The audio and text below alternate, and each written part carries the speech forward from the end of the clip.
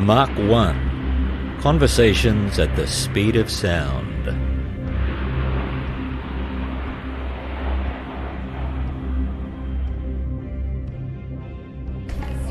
Ladies and gentlemen, engines start in 5 minutes. Engines start in 5 minutes. The voice there of QAM volunteer Peter Harrington, emceeing the Engines Alive event at the Queensland Air Museum on Saturday, January the 22nd, 2022. Hello and welcome to this very engine-y episode of Mach 1, the podcast of the Queensland Air Museum, Caloundra. My name is Garry Hills, and in this episode you're going to hear Peter's voice, as well as the voice of Dennis Buganey, who currently heads up the QAM engine shop, and of course you're going to hear the voices of some of the engines themselves as they roar and sputter into life. Engines Alive events are very popular with the public, and I'm pleased to be able to say that we are planning a couple more of them throughout 2022 as COVID restrictions permit. One Saturday in April and one in September. So keep an eye on the QAM website for dates and details as they are firmed up.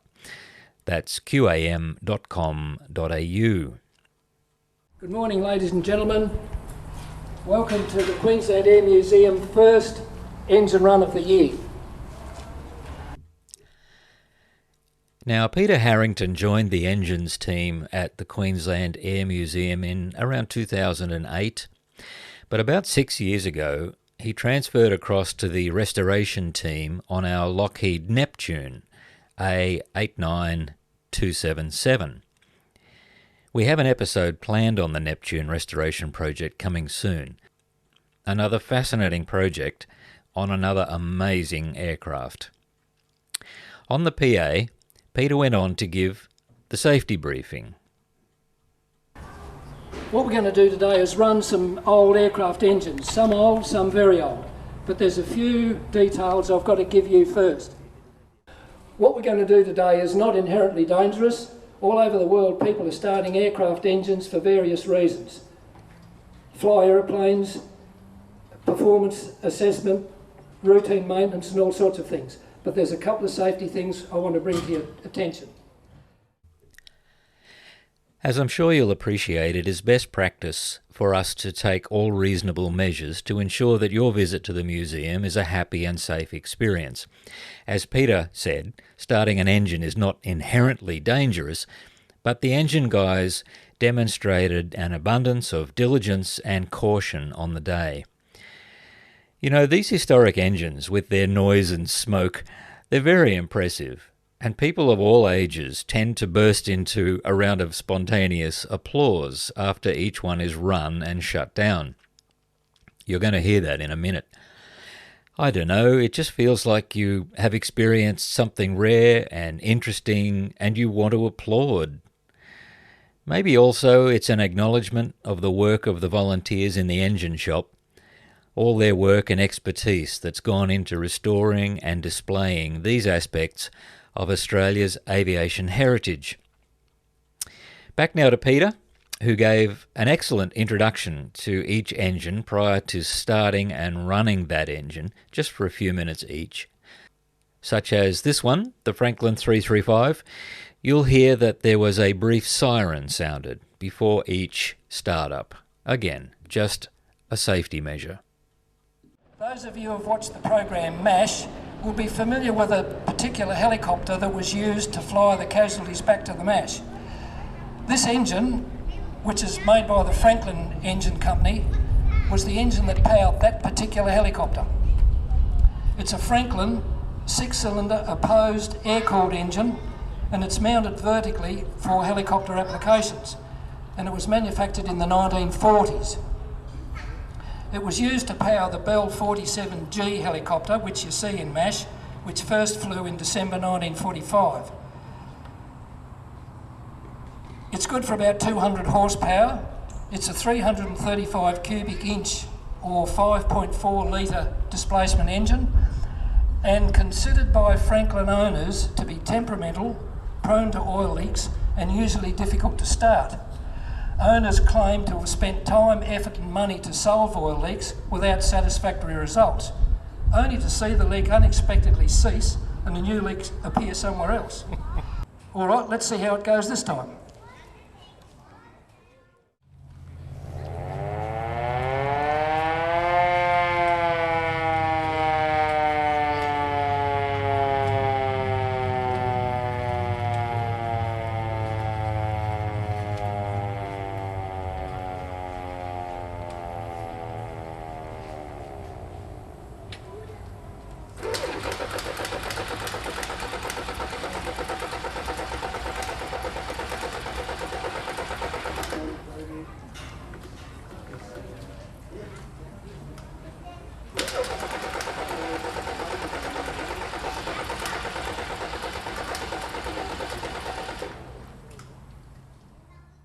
This went on for quite a while. But, you know, it builds tension and anticipation in the audience. Maybe the engine guys do it on purpose.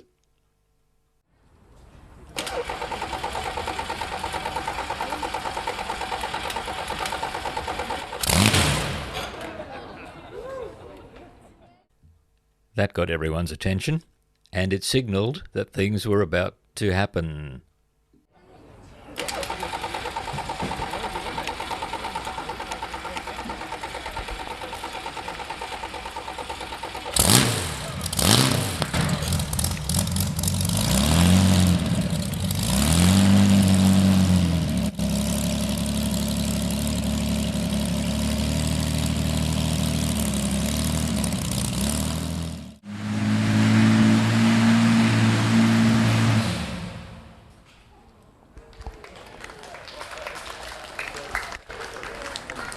Well, there you go. That's old engines for you. Having said it was easy to start, it decided to do its own thing. Now, I spoke with Dennis Buganey after the event about some of the engines and what goes on each week at the QAM engine shop.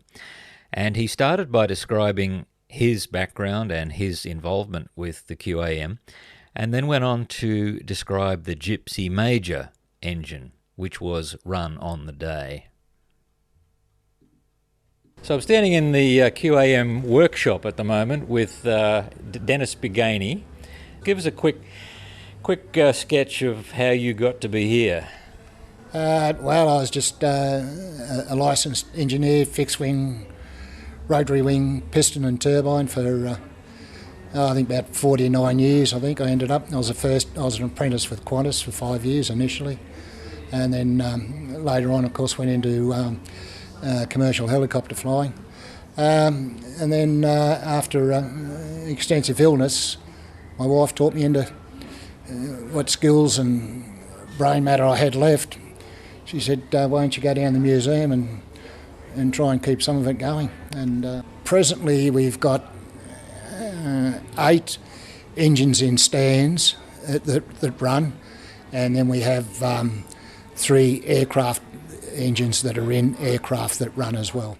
So we're standing here with the Gypsy Major.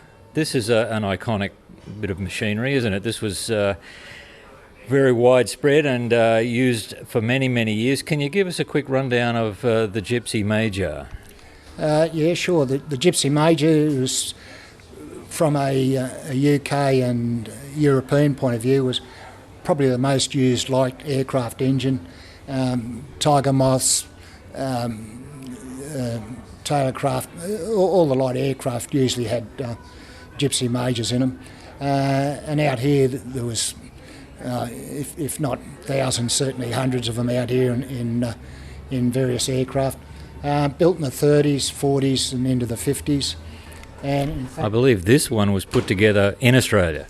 Yes, indeed. They decided to build them here, partly in response to the Australian design and built de Havilland Drover that was built out here with the Flying Doctor Service to replace the Dragon Rapide. And they decided to build them out here. Only problem they had was that when they got the engine out here, it was all in metric, unusually coming from the UK. But the Gypsy Major was basically an off-spin of a French engine. So they had to get the English engineers to come out and do new drawings for the Australian engineers into Imperial back in that time. This is in the late 40s, early 50s. And then it was redesigned into Imperial dimensions and built by General Motors Holden down in Melbourne. I'm going to say somewhere around 1,300 might have been built here locally. And in fact, our one here, which we've only had running for a couple of months, was actually built out of two engines, both in not so good a shape. And we ended up building one out of all the best parts and got it running, which is great. And it turns out that this one is an Australian-built one. And the remnants left over, we built another engine good enough to put into the nose of the drover, the Avalon drover that we're doing up, and just so people can see what they look like in the airframe. Beautiful engine though, no starter on this, it's hand start, but absolutely beautiful motors for their time. Runs very smoothly. So here is the Gypsy Major startup. As Dennis just mentioned, it is a hand-started engine, so you won't hear any starter motor before it fires. A tall, somewhat well-built volunteer comes forward and swings the prop to get it started.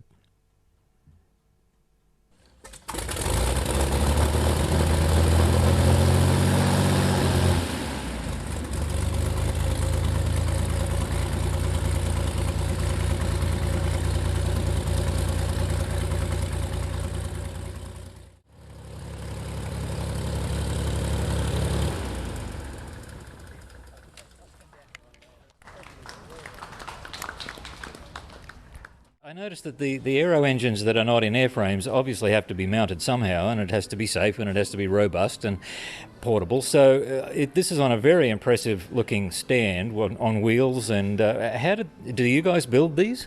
Yes, we have, and we have sort of looked at the stands as being part of the display of the engine. The engine's done up and looks good for sure, but we've also gone to making stands that were practical, safe, and also easily move with their own steering arrangement. New fuel and oil tanks, all that, so that the whole thing looks... it's an old engine for sure, but it's in a modern frame, and we think they look pretty good. And you rig up a control panel and everything on the stand as part of it?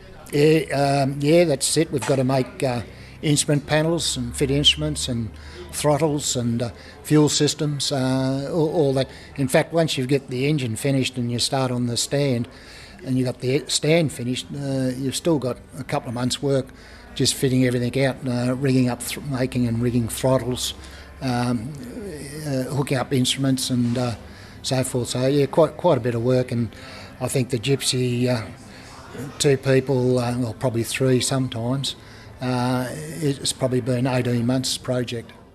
Okay. Okay. Now, if there's somebody listening who's they're not an aero engineer, right, or they're not an engineer of any kind, but they want to come and help out in the workshop, but they're good with metalwork or they're good with, with tools, would there be work for them here, manufacturing stands and doing all of the kind of things you're doing? Well, we have a couple of good welders and fabricators, but yeah, look, we're always looking for people here, particularly people that have had some skills in tools or whatever, steel work, aluminium, sheet metal, always looking for volunteers. Okay, so they could contact the Queensland Air Museum through our website, and if they wanted to talk to somebody about volunteering here a couple of days a week, one day a week, whatever suits them, we'd be very happy to hear from them. Let's move on to another engine. Okay, we've got a Franklin 335 helicopter engine, built in the 40s and 50s, almost into the 60s when Poland kept building them for a little while. This was a running engine before, but it was in pretty sad shape and a not so good frame, so probably did 2 years work in this one to do it up, and runs beautifully. The Franklin was it's a six-cylinder horizontally opposed, and then it was bought out by another company that they put them into trucks and also made them water-cooled. Used in aeroplanes as well, but the main thing with all the early Bell 47s, as in the MASH helicopters, I tell everyone, they know what I mean, This was the engine in the early Bell 47s, and still used. They're still around today.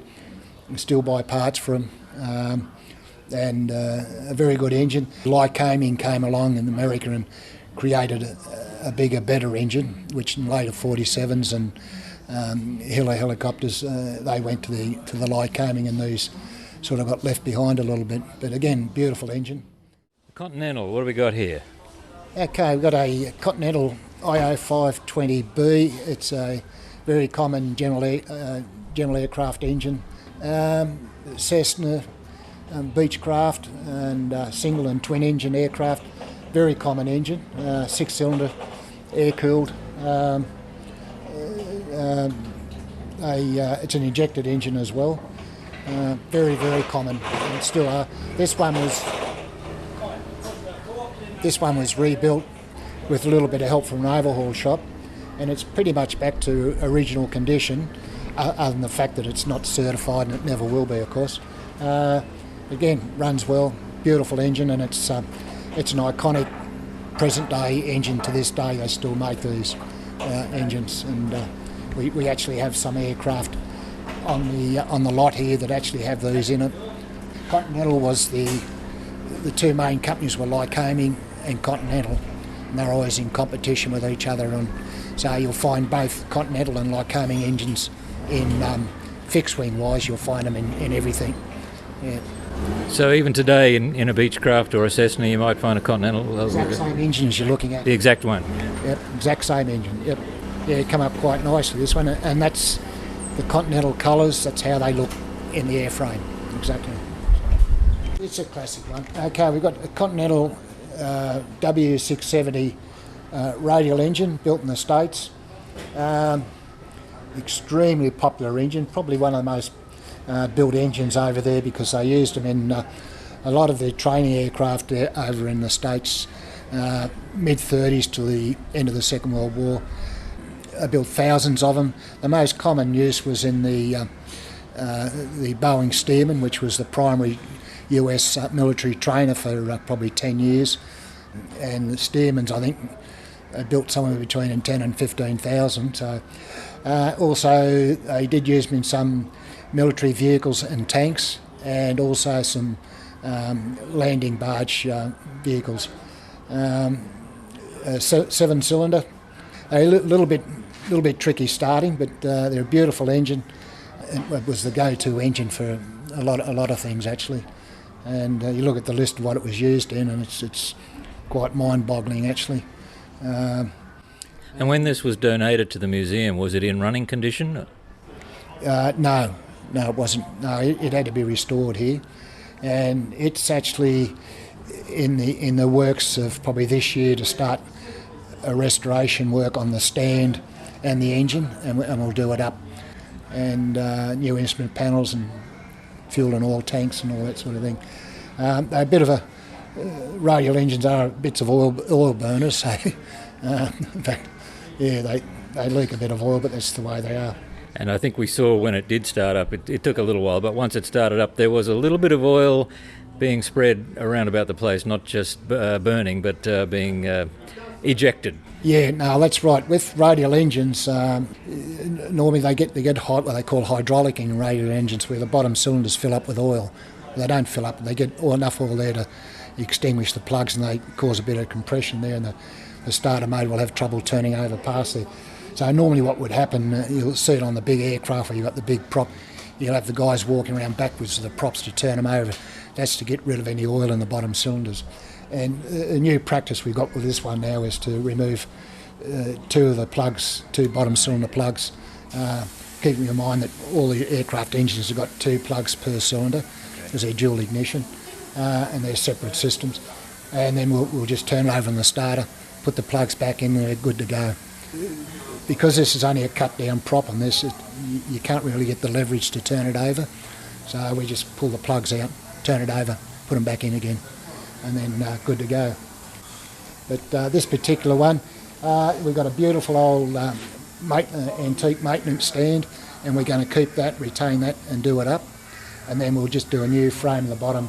It's a bit better, and better wheels, and new instrument panel and all that, and probably sandblast the engine and paint it up, and because it really deserves pride of place, this one. It's a beautiful engine. Yeah. The 670 is quite something to watch and hear. Such a big lump of an engine. Loud, oily and smoky. It's a real crowd pleaser.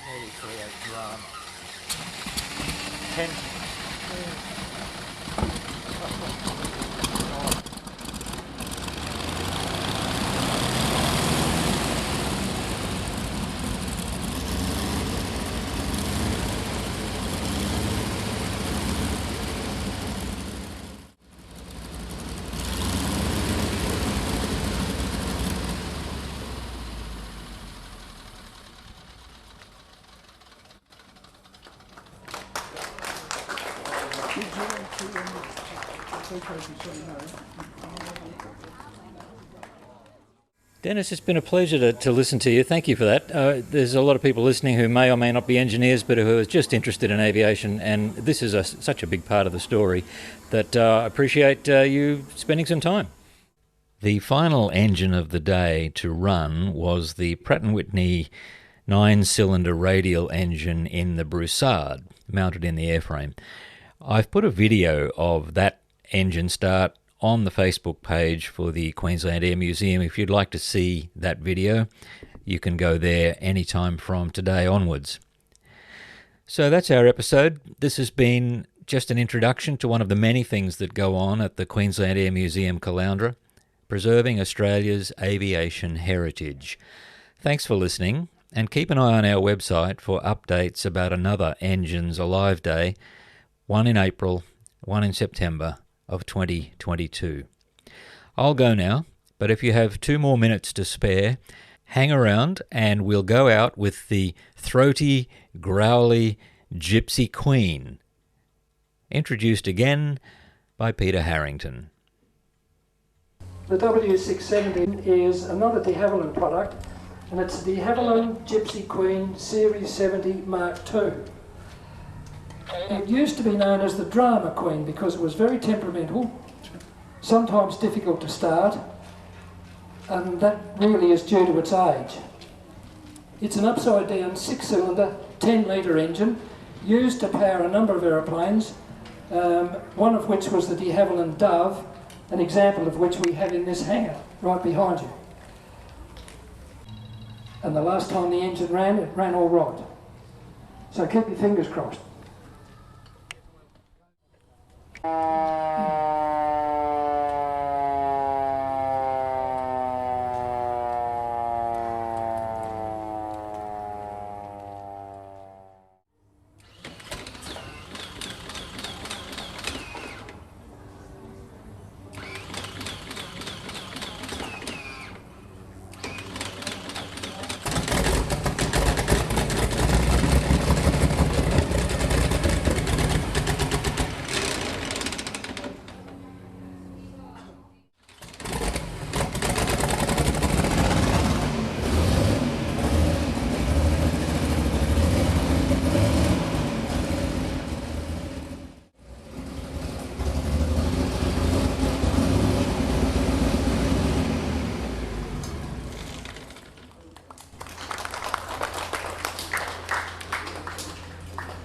That's a good example of an upside down engine starting, plenty of smoke.